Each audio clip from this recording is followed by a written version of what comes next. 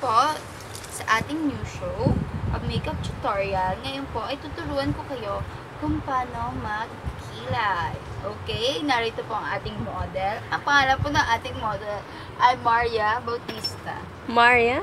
Maria? Okay ka lang? Boy ka pa? Nakapigit ka na. Okay? Okay lang. Ngayon po, ang tamang pagkilay ay susukatin mo muna.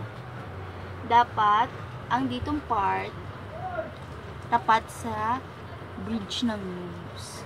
Yan. Paano yan laki ng ilong? Lagyan natin ng mark.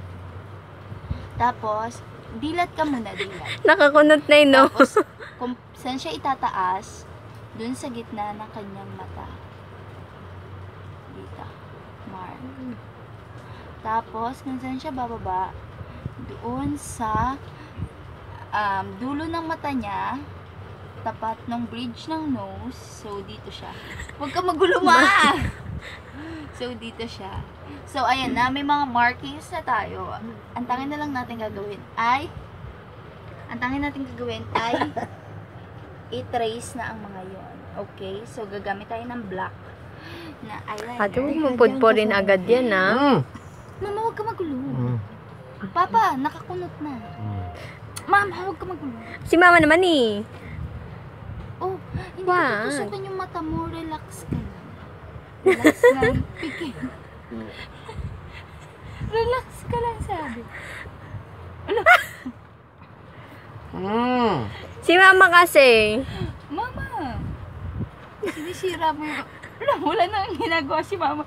Relax lang. Okay. Paano ko mag-relax yung ina mo? Wala.